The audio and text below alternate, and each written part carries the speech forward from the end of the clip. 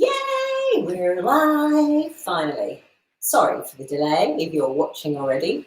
Just going to give it a couple of seconds. Good morning, good afternoon, and good night to everyone and anyone who's joining us live. I can see some lovely faces there.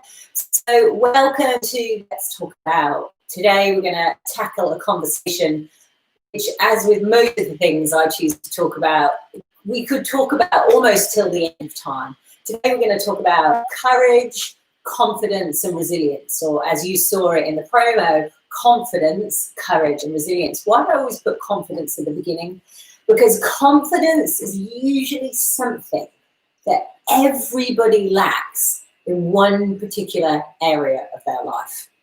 And maybe we don't necessarily feel it, but at some point we can usually notice ourselves kind of holding back or not putting ourselves forward or not joining a conversation or not feeling proud about our body or what we're doing with our life or our career or simply how we are in our relationships. So the reason I always start with confidence is because it actually allows every single person to just check in with themselves and in terms of who and how they're being in the world and whether they're leveraging their potential. So the other two elements of today are about courage and then ultimately what resilience is. Now, as I said, it's such a vast area. We're going to just take some of the questions and try and even just scratch the surface with them to give you a little bit of food for thought, but to also spike your curiosity to perhaps explore what confidence, courage and resilience mean for you and where you, post this conversation, can go off and start to look at how to embrace all of those aspects a little bit more. Okay, so let's get into it. Before I go further, I again would like to welcome the trusty, gorgeous Alejandra, who is here to your left and my right, who's drip feeding me questions and watching what's going on and is supporting me. So a big shout out to the beautiful Alejandra. So first of all, I want to share with you my take on what confidence, courage and resilience is for me. And resilience is an interesting word because if you look at it in modern day times, it has become something very different. It's something in corporate and business speak we're often associating with how to have our teams working at their best and how to be able to deal with all sorts of different economic climates, how to deal with organizations making huge retrenchments and restructures. So we hear this word resilience sort of infiltrating in terms of performance and how we want our teams and our leaders to be. But if we really think about what resilience is and was historically for humanity, we hear stories that are remarkable. If we look at what's going on around the world in terms at the moment, in terms of Black Lives Matter, and we look at resilience there, it is a very different story to having the confidence and the resilience to step up in a meeting and have your point of view put forward. We're talking about something far more enormous when we look at history. So when you think about what resilience means for you right now, I'd love you to put some perspective and context behind it, because to be resilient, the first thing that is most critical and poignant is the purpose behind it. When we look at history, the resilience has come out of the most extreme adversity for survival, for staying alive.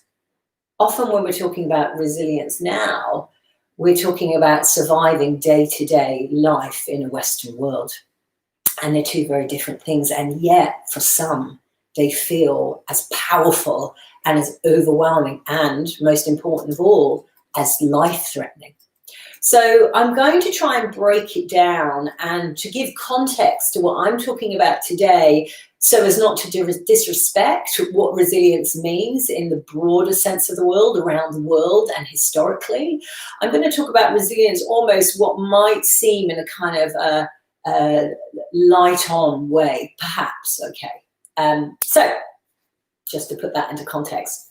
So when I talk about what confidence, courage and resilience means to me, it actually means if I am able to move beyond the self-limiting chatter in my head, if I have the self-awareness to recognize that some of the things I believe, some of the behaviors and actions I take and choices I make in my life are based on beliefs that are not necessarily true, that perhaps have been built up along the way by experiences that happen, by other people's opinions, by looking at magazines and movies and music videos and books that tell me one thing, and that I cultivate a belief around it that actually doesn't work for me. If I have the self-awareness to know that, what that actually means is that I am able to perhaps recognize that either my lack of confidence or my lack of courage is not because that's who I am,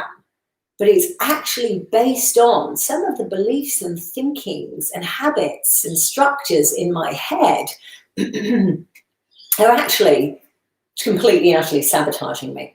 So if I have the self-awareness and the inkling and the desire to look beyond how I currently feel or think about myself, or perhaps what I've been told my whole life, what that means is that I have the ability to possibly step up, step out, and look for who I can be and what I can do in the world to honor yours and mine, our unique potential behind the layers of self-limiting, behind the self-limiting beliefs.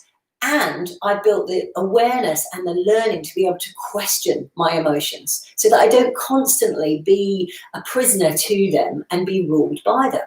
So confidence, courage to me are about not only the self-awareness and to know that my thoughts and my feelings aren't necessarily the truth of the situation, but the confidence and courage to look beyond what I thought I needed to be, to explore who I can be and what I want to do in the world. And the resilience part is all about what is it I need to learn, to know, to build, to be able to move beyond what stops me and blocks me. But not only that, to build and be resilient, what thinking systems, like a system for how you do things in a house, a system for how you do things at work, what thinking systems do I need to utilize to help me deal in any situation in a way that uses my courage and uses my ability to recognize that any situation that's coming up for me is not happening to me as something to knock me down, but is happening for me as an opportunity to grow, to expand, and to give and get more out of life, even if that is the most challenging thing you can possibly think of. So, rabbiting on, as I do, because I get so passionate about these topics, but also, again, just to remind you, confidence, courage, and resilience, each of those could be split into 1,000 particles and explored in a multitude of different ways, from the psychology, the neuroscience, the emotional intelligence of it, to how we actually need to focus on purpose and meaning to move us forward, to actually want to change it. And also, again, bringing the topic of legacy. What is it we want to leave behind? If we don't believe that who we are has any impact and makes no difference in the world, and we believe that, why would we want to even try and change it if we feel that nothing we do makes a difference, right? So the other aspect of that is also changing the beliefs that we have, to realize that if we do step into our confidence and courage, that we are of worth and that we can make a bigger difference. Okay, so moving swiftly on, I want to, with the trusty help of gorgeous Alejandra, bring some of the questions to the table that people have sent in. And look, there were many, so we're going to just take about 3 to 6 which are similar today, and explore those in the context of what confidence, courage, and resilience are and is for you. So, couple of questions. The first questions I've lumped together. There's 2 questions that are same, but very different. Ali, can you give me a heads up on what those 2 questions were? Yes, sure. So we have, how can you have confidence and be resilient as an adult when you were constantly put down as a child? Got it. That's one. And the next one? And the next one is, when and how do you start to unravel a lifetime worth of lack of self-worth and confidence? Okay, so these two questions are something similar. There's something similar. Like, so how do you, when you've been constantly put down as a child, be confident? And the second question was, how do you, when you've had a lifetime of doubt and self-confidence, actually step up and do anything about that to change that? This is a rich and juicy area. So I want to start with, something I alluded to earlier on and pointed to, going off in all sorts of tangents, which was, why are some people confident and some people aren't? Why are you confident in some areas of your life and hugely lacking in confidence in other areas of your life? Like, why is there that incongruence? And what is it that allows people to be super confident and has people the absolute complete opposite? So let's talk about, again, what I alluded to before. Let's talk about what we are taught, what is modeled for us growing up. If you think of us all like little blank canvases, we take in, our wonderful brains take in not only what we observe, but what we hear and what we see. So you may have been brought up in an environment where you had very, very encouraging and kind caregivers or parents or a community. But what you in fact had was individuals around you that were hugely lacking in confidence, or were perhaps completely introvert, or had experienced very challenging upbringings themselves, or come from different cultures where survival was absolutely key, moving from, being a refugee, surviving war, all sorts of different things. You may have had those as the people teaching you from a very, very, very early age. So we take in what we see.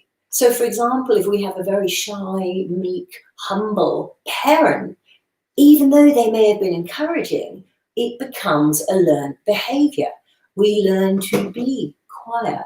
We learn to not speak around the dinner table. Now, then if you throw in the absolute opposite, where you perhaps have a narcissistic parent or a very volatile community or environment that you're growing up in, where it is not safe to share your opinion, where it's not safe to say what you think, or at school where you've been consistently bullied, where every time you put yourself out there or just stand there normally, somehow you're physically and mentally or emotionally abused. That blank canvas that I'm talking about, instead of being this possibility and this colorful image of what's ahead, it can become a very dark, dark place. And in fact, it can disappear into the background. Now, speaking into that just a little bit more, what I want you to think about is what I just referenced, which is, what is a learned behavior? So that's point number one. What have you learned by observing and watching? So, for example, if you have watched the people around you play a role, where have you taken that on? And the first place, and again, remember, this is just scratching the surface, the first place we can look at, who were the key caregivers in a life? That could be a traditional mother and a father. If you come from different cultures, you may have been brought up by your grandmother, you may have been brought up by a whole tribe. So I want you to think about, who were those people? And individually, if we use this bulk standard, a single mum or a mum or a dad, a mum and a mum, a dad and a dad, it's irrelevant. What did they teach you? Where are you similar to them and where are you different to them? So what is yours? And what have you, if you like, inherited or are modeling? And this is the first place we start, when we start to notice our level of confidence and our level of courage. Where is it that we are impersonating somebody else rather than potentially stepping into our own potential? So if you stop and you ask yourself, what is that? Is that mine or is that theirs? You start, or you begin with a starting point. Do I want to continue on like that? And would it be possible for me to actually ask myself, if I were more confident, if I were more courageous, what is possible? And what if this isn't just me? I hear that all the time in my work. Well, this is just how I am. This is just the way it is. That's actually not the truth. That's often something we say when we're actually operating from what's called a fixed mindset rather than a growth mindset. So that's the first part. The second part I want to talk about, I've got an eyelash in my eye, so I'm really sorry. I have to just roll my eye for a second. The second thing I want to talk about in terms of confidence and courage is this. When we recognize that perhaps some of our key behaviors are learned behaviors, it could be the opposite. Instead of, what we think, we're like judgmental, we're aggressive, we might have a tendency to speak over people. Definitely have that one sometimes. We might have a tendency to be overbearing, but what that is masking is a huge lacking of confidence below. So we overdo it on the outside. Again, is that happening for you? Would you like to actually be able to just sit back and be a little bit more quiet? Would you like the opportunity to not have to constantly prove yourself and put yourself out there? So again, that moves us into the space of like, who is the authentic you? And are you interested in finding out who that is? That takes confidence and courage. So where I want to go to, other than a learned behavior, so where have I learned that? By watching it, observing it, having it modeled, then we move into the kind of beliefs conversation. And again, I won't even describe it as scratching the surface. It's almost like a blink into this conversation. The other aspect then, if you go back to the instead of a blank canvas, but a computer with no software. And so what I want you to think about is that's where we go into the conversation of how did you get the beliefs that you have in your head? Where did you suddenly establish a belief that when you look in the mirror that you're ugly or that you're fat or that you're not attractive? Where did you get the belief that you're stupid and everybody else is smarter than you? Where did you establish the belief that you would never be anything or successful? Or I have a belief that I could never actually just be the creative little being I am and actually earn a living and provide my family. Is that the truth? No, but it's a belief that's hamstrung me for years and years and years and years, forever perhaps. So the other point I want to make, which is when I step away from what's a learned behavior, if it's a learned behavior, we can cultivate new learning and change our behavior into this next conversation that we're having, which is, where is it a structured belief, conscious, being that I'm aware of, or unconscious, I didn't even know that I had it as a belief, but all of my actions indicate that it is. Where do I have self-limiting beliefs completely and utterly sabotaging my ability to be the potential of my confident self, or even my frightened, humble self, courageously putting myself out there? That is confidence. Doesn't mean you feel great when you're doing something. It just means sometimes you allow yourself the ability to try. So let's spend a couple of minutes talking about beliefs. So when we think about self-limiting beliefs, we also need to go back to the origin. Where did that come from? And it doesn't mean we spend loads of time in the past, but it's really handy to check back in with ourselves and go, where did I first start thinking that? So I'm going to give you an example of being bullied at school. And this could be a small act of somebody saying something mean, or a teacher that just you did not get on well with, or had it in for you, where they perhaps belittled you in front of the class, where it felt incredibly uncomfortable and your brain and your body registered it as a threat. And so in that moment, you made a conscious belief, you thought the thought, it is absolutely not safe for me to put myself out there in class ever again. So never ever will I put my hand up and try, never ever will I sit at the front of the class, never ever will I try and connect with anything or anyone that's going to put me in the limelight. This was an issue for my gorgeous late husband. He had this belief that it was better to just stay invisible. Then there was no threat, no opportunity to be humiliated, to be shamed, to be embarrassed. Whether any of those were true, that was what the belief was. So I want you to think about, what are some of the self-limiting beliefs that are there for you that are strangling the life out of your ability and your capacity and the opportunity to think differently about not only how you could be living life, but more than anything, experiencing it. How could others be experiencing you, and how could you be experiencing your situation, the opportunities, the challenges in a very different way? So that's part one. What are the learned behaviors? And believe me, It doesn't just have to happen in your childhood. I was talking to a colleague the other day that I worked with briefly at a particular organization, and we talked about how interesting it was in our time there, how her wardrobe had changed. Now, I know that sounds a little bit shallow, but if we just delve into that for a moment, she was talking about it and she was reflecting on her time there, and she said, she was doing a clean out and she looked in her wardrobe and there were these things that were completely and utterly the polar opposite to how she expressed herself in the world. She's this kind of bodacious, curvaceous, larger than life, wonderful human being. And all of a sudden she was finding herself with these kind of very misaligned clothing expressions of who and how she was trying to be. And what she'd recognized was that in that brief time, unconsciously, as in not an awareness of, she had started to try and change herself, as we do, to fit in. We start to shift our natural way or the way we'd like to be because we're trying to fit in. Now, if you think about that on a global scale, we're all trying to fit in and belong somewhere. You know, Dr. Brené Brown talks about that overriding sense of belonging, not just in the human species, but in the animal species as well. So, you know, I don't know where I established it, but having had this like absolutely awesome feminist, absolutely non-shaving legged, eyebrow plucking mum who traveled around the world with me. And yet from a very young age, somewhere my brain processed that the definition of feminine was a very skinny kind of Betty Draper, and I'm not that old, Mad Men, no judgment on being that old, but the point is I grew up in an era where women weren't all skinny.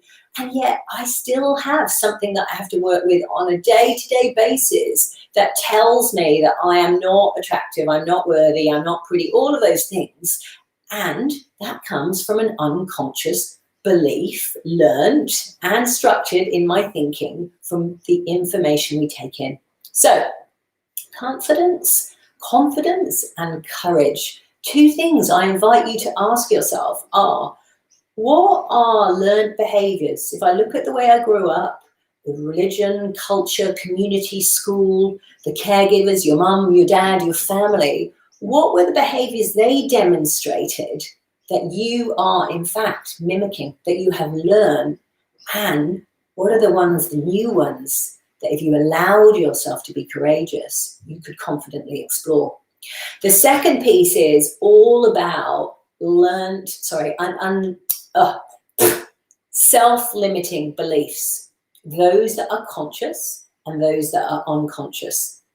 The unconscious ones manifest in behaviors.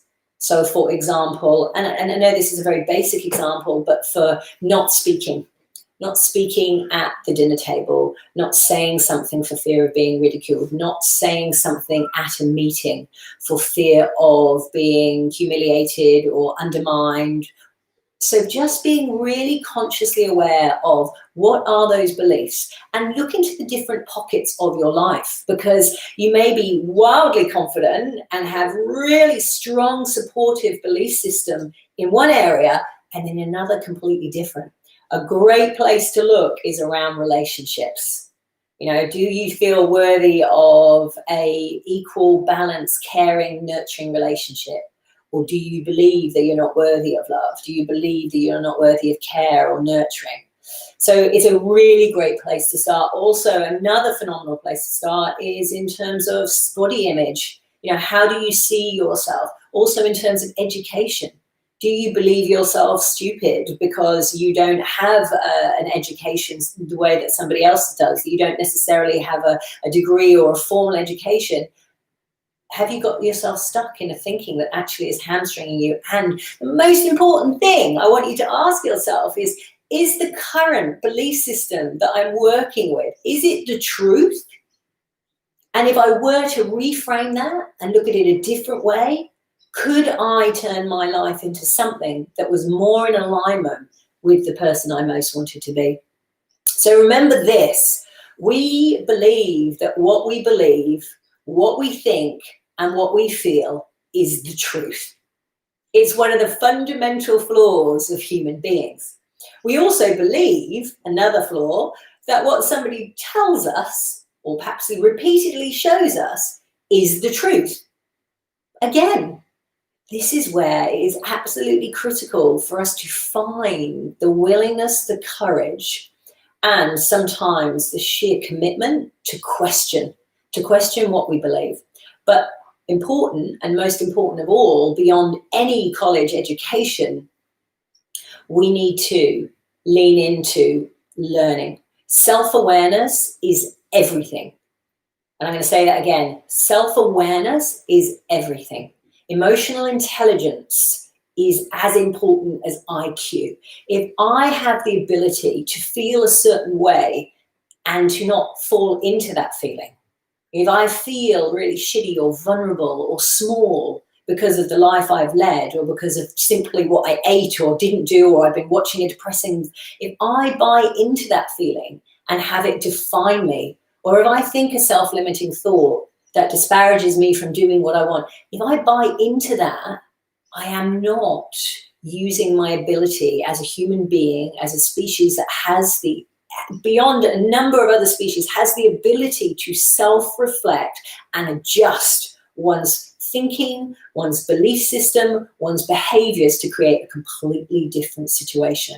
Our conscious awareness, as in unconscious, conscious, to be consciously aware that you have the ability to question what you're being told, what you think, and what you feel to cultivate something different is absolutely critical. And again, now, because of the wonderful world that we live in, there are so many different resources that are all free for you to explore that. TED Talks, YouTube, the likes of Daniel Goleman, Brene Brown, the list goes on and on and on and on and on and on and on. There to just get you thinking. So, Ali, I'd love for you to give me now the second question. I can get you to speedily throw that at me now. Mm-hmm. How can I learn to tell the difference between intuition and fear? So this question is phenomenal. And thank you for sending in, and thank you all for sending your questions in. And please don't think that just because you sent them in that we won't talk about them. The important thing to recognize is that we're going to keep all of your questions and we're going to chip away at them slowly. So this is a really important question. How can I determine the difference between intuition and fear? Now, this is an interesting one because for as long as I'm sure you can remember, in a multitude of different cultures, the term trust your gut, go with your gut, has always been the term used around intuition. So before I go into that term and why we need to be very mindful of it and careful of it, and when I say careful, full of care, I want to talk a bit about what intuition is. So intuition is intuit. So if I am intuiting something, I am thinking about, if I am intuiting something, I am exploring, if you like, the essence of it. You know, it goes beyond the kind of practical or the academic or the logical, and we're looking at, from our unique perspective, how are we intuiting what we see, what we think, what we feel. So, for example, if you ask somebody, you know, I've got a choice between these two jobs. I stay with the job that I'm not enjoying because it's paying me a good wage, or I go for something I'm really, really passionate about. And you ask that person, what does your intuition tell you? Well, this is where it gets a little bit hairy, like my calves at this moment. Historically, we've always said go with your gut. Now evidence shows that, you know, our gut is like our second brain, and it's also linked to the fear part of the brain. So when we experience, I don't know if you're anything like me, whenever I am fearful, grieving, or somehow really challenged, it always shows up in my gut. I get a tension here. I feel really uncomfortable. For some people, they have irritable bowel syndrome. Don't worry, I'm not about to demonstrate that for you now. But our gut is incredibly sensitive to fear. So we have to be very mindful of intuiting our gut. Let's use the word intuiting. Our gut's response can often be fear-based. So this is where the big old question is, how do I interpret the difference between intuition and fear? The best way I can respond to that is to come back to the conversation of confidence and courage. But the most important place to contextualize that in is purpose, meaning, and legacy. So if you have to make a conscious choice about something and you believe that intuitively you shouldn't do it, but actually it's your fear-based thinking that's kicking in, which will be telling you all the reasons why you shouldn't do it. If you leave this job and you go over there, you might never get that one back. You might not be able to pay the mortgage, the rent, feed the children. It's not sensible to do that. You're lucky to have that job. You might never, ever be successful over here. Your brain will take you through very cleverly, your amygdala, that flight or fight will kick in because you don't know the outcome, right? We're starting to move into areas of the unknown. And so, of course, like if you're going to jump into a road or shark-infested waters, you don't want to die. And your brain will respond to a situation of the unknown almost with the same force as it would choosing to move from one job to another.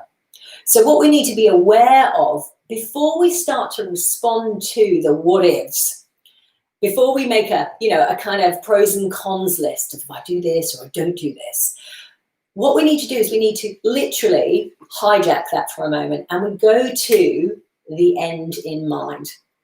We go to, if I look at my life, if I look a year from now, I look even 6 months from now, if I look at the people in my life and how I want to impact them, how I want to affect them, if I look at how I want to be a role model in my life, if I want to be one of those caregivers or parents or friends that we talked about over here when we were talking about confidence and learned behaviors, am I showing up as the person I want to be to inspire or guide or teach others?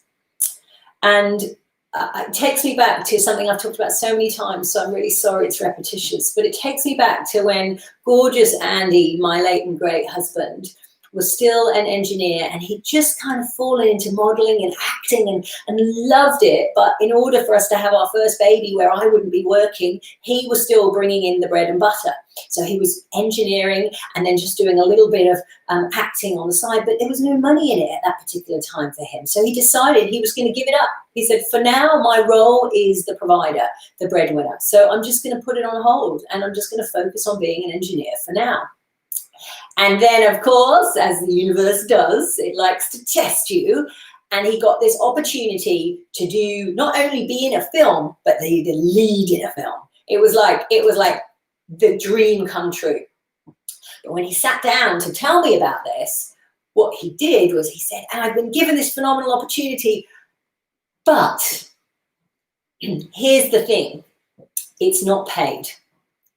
And what that would mean is that we have literally no income for approximately 3 to 4 months with very, very, very little in the kitty. It meant trusting like no one has trusted before, that it would be okay and it would lead to something and we could get by somehow, some way.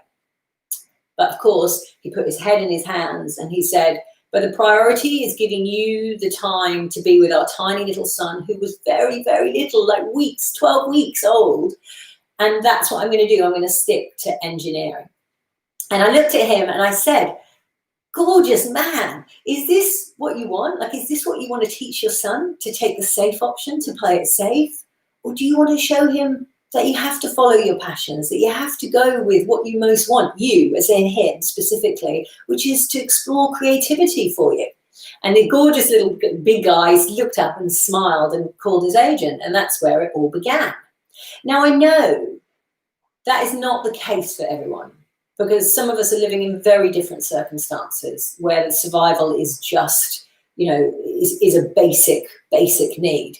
But with the origin of that story, what I'm trying to inspire for you is that it was about checking in with what was most important to him in how he wanted to live his life, how he wanted to lead in his life, and the legacy he wanted to leave behind for this little tiny cub of ours who is now a 15-year-old boy, that would inspire the choice that he wanted to make, which is where choosing between intuition and fear becomes much more clear if you have purpose, meaning, and an understanding of what the legacy you want to leave behind is.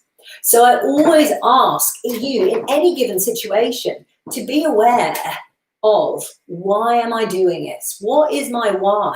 Like, what's behind it? Simon Sinek, who I reference along with Brené Brown far too often, talks about it very much in a business sense. But I have this absolute belief that every human being that has a sense of what their purpose is, it doesn't matter what it is. Your purpose could be developing a certain kind of pen. It doesn't matter, there's no judgment. But for any human being that has a sense of what their purpose is, could be who you are as a parent, who you are as a family member, what your passions are, like what's important to you, and also what you want to leave behind, like thinking about the bigger picture. That means you have to trust that you do make a difference, but what that difference is totally up to you. And also, I just want to mention that today we may be making a difference in quite a shitty way. We may not be the parent we want to be. We may not be the boss we want to be. We may not be the partner or lover or sister or brother that we want to be. But there is always the opportunity to draw a line in the sand and start fresh. So again, the invitation for you is, what and who do you want to be over here? And what decisions and choices do you need to make in the moment that intuitively you know you can and need to lean into, because you're going to do it with fear regardless, right? Fear is not, you're not going to suddenly go, I'm deciding to do this and I'm not scared at all. The bravest, the courageous, the most resilient people have an ongoing long-term partnership with fear. Fear is with them, it's beside them. If you don't have fear, usually you're a sociopath or you are completely and utterly disconnected. So fear is a necessary part of the human makeup. It's our ability, and this is where the resilience comes in, it is our ability to recognize what fear is and not be stopped by it. Which is why I bloody hate the term fearless, or how we, as so many words in the language, have completely bastardized and misused. Fearless should have a hyphen in the middle of it. Fearless. It is very rare that we are completely fearless. And if you are, fantastic, well done. And I definitely have so many things that I'm fearless about. However, there is always some element of fear there. And the ability to learn to work with it and partner with it is where resilience comes in. And I'm going to talk about that shortly.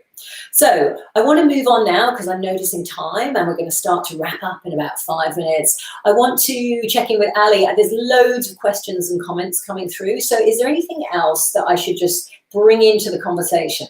There's one question that says, what is one thing that we could do daily to change a belief that is not serving us? Oh, I love that question. I'm just going to grab my water. So what is one thing we can do every single day to change a belief that is not serving us? Excuse me 1 second.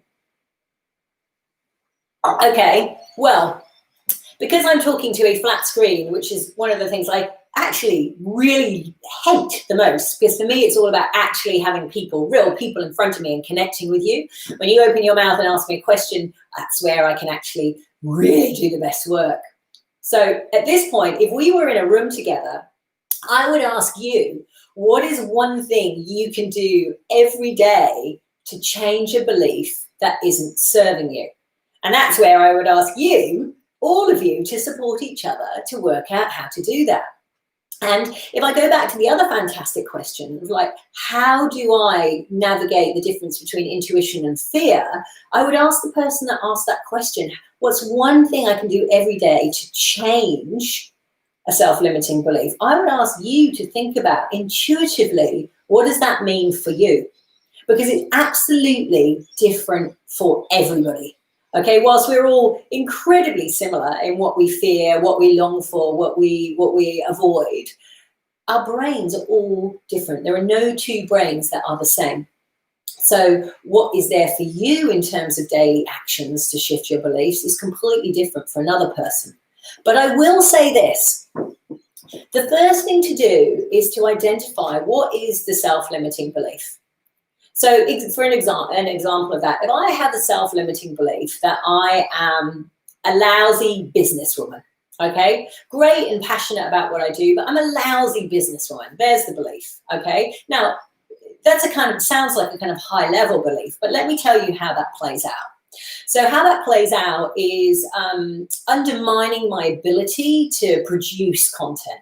So I'll kind of procrastinate and focus over here because I'll believe that what I'm doing isn't worthwhile and it won't make a difference and it won't be successful anyway from a financial business perspective. So what I'll do is I'll keep procrastinating. I'll also keep being perfectionistic, so I can't put that out, it's not good enough. And then I'll also keep focusing on things I know that I can do and I am good at, which will take me further away from it. So one little thing I could do every day is be really clear about what is my actual, and I'm going to use the G word, I'm going to use the goal word. What is my actual goal? So if there's a self-limiting belief, what's the opposite to that? If I didn't have that self-limiting belief, this is a little self-limiting belief, what are, and would be, there might be more than one, what are the goals that I would have that I can focus on rather than being sucked down by the self-limiting belief? Now, the way the brain works, and again, I apologize those of you who are experts, but I'm going to simplify this. If I have a key focus point, it's a little bit like I asked you earlier on to focus on what is it I most want to create and live and leave behind, that allows me to make conscious choices in any given moment. It's the same with a self-limiting belief. Instead of focusing on the limitations and getting caught in the emotional, psychological, mental state that self-limiting belief drags me into, which might feel really, really vulnerable and lacking in confidence, what is this thing that I most want over here? Like, what is it? So if I didn't have that self-limiting belief, I would have a different role or a different job. Because right now I don't believe that I'm worthy of it, or I'm confident, or I'm clever enough, or I'm experienced enough, right? So if I focus on what I most want is to be in a job that I love, or what I most want is to be in a job that pays me X amount, or what I most want is a job with people, like-minded people that I can have real, honest, caring conversations with. So let's make a focal point. What that does is it takes my brain into the part of the brain called the thinking brain that allows me to think about moving forward. And just focusing on that, just even a little glimpse of it, like seeing through a keyhole from a dark dungeon into this bright, beautiful room, it allows me to just experience momentarily that sense of motivation to move towards something. But I have to be able to see what it is. Now, all of a sudden, that fear-based brain will kick in and it will start to quantify why it won't work, why you can't do it, why it didn't work before, why everybody else is better than you. And you've literally got like a one-woman show in the background here proving why this can't happen. So one of the best things you can do to start with is, first of all, have the big vision, the big picture of what you most want over here. Now then, scale it back, bring it a bit closer. So half that goal and that vision to here. So maybe it is to have my resume, my CV, like in a really great place. Or maybe it's to have the confidence to have the conversation with my boss. So whatever you're doing, you're scaling it back. Little steps, big results, okay? So it's too big and scary. Then the second thing you're going to do, and again, little actions every day, is you're going to notice that when you focus on that goal, and then that next one that's a bit further back, what does this character in the back here, this like advocacy for failure or for not giving it what you want or going for it, what does it keep saying to you? And I want you to start to imagine it almost like a kind of hand or finger puppet, and it's like, wah, wah, wah, wah. And what I want you to do every single day is when you hear that voice, start to notice it. And it's a bit like, I mean, I don't know if you've ever done this, but you know, when you go into a shop and you hear a song playing, or somebody starts with the world of TikTok, someone starts singing a song and you're like, oh no, it's that song. Don't sing it around because it's going to go on and on and on. I want you to start to be able to recognize that little voice, that chatter, and give it a name. You know, what is it called? Is it the name of an ex-husband? Is it the name of bully of a school? What you're actually starting to do is to consciously uncouple from the self-limiting talk and that voice to be able to go, oh, there you are. I see you. I see how you make me feel. Thanks for your contribution, but I'm focusing on this.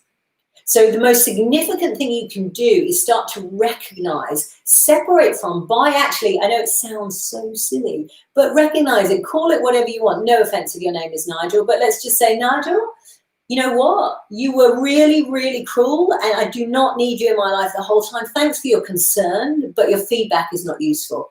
Then turn around, and I know I'm being silly here, but you get the drift. It's about recognizing where that voice is, starting to notice it, as opposed to it just being, if you like, your rudder, your gearbox for how you're living. Start to recognize it and allow it to sit over here, observe it, notice how it makes you feel. But then turn back around. It's a bit like looking at the finishing line of a race rather than the hill that you've got to go up, and start to look at today, what is one little thing that I can do towards that? Now, it might not be a practical thing. It might simply be every day I need to work on one thing that makes me feel good, because we all know that our state, mental, emotional, psychological state, cultivates our story, the narrative for this moment, for this hour, for this day, for my life. So if I'm constantly feeling beaten down, uninspired, demotivated, lethargic, then it's very hard to be able to look over here. It's much easier to partner with this self-limiting, cruel voice because we've been doing it for so long. So the resilience, building the resilience, is actually giving yourself the opportunity to work with your challenge rather than being overwhelmed with it.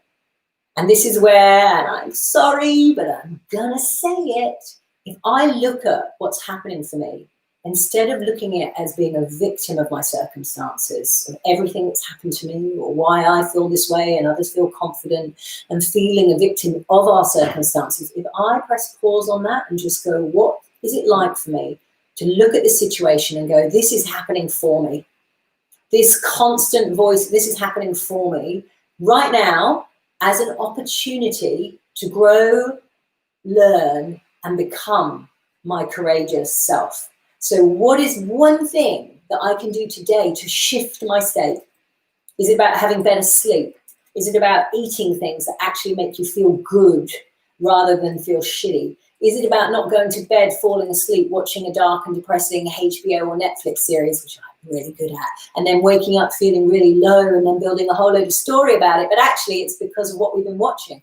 Or is it about the fact that you've been in the streets fighting for the rights of your people and you feel overwhelmed, unheard, but as a result, that overwhelm is turning into anger and frustration and a bitterness and a victimization that is stopping you leveraging your potential to create change? So we need to be aware and responsible that our state creates our story. So every day, what is the goal? And again, I'm not talking about making millions. It's not about that kind of goal. What's the legacy? What is it I want to create over here? How do I want to feel? And if I scale it back to something that perhaps is even 2 weeks from now, what is it I would do today that would honor shifting my state to feel more confident about myself, that I would feel better about myself, literally physically? Am I exercising?